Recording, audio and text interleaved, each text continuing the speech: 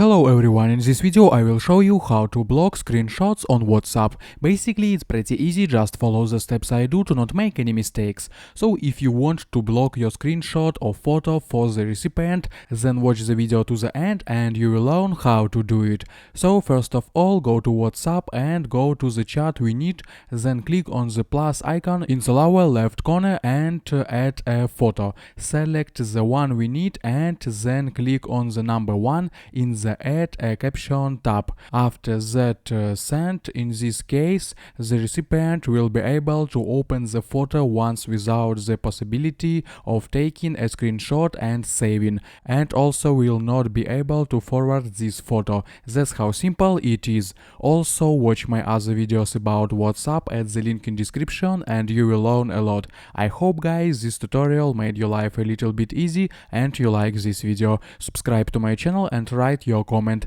Goodbye. Have a nice day.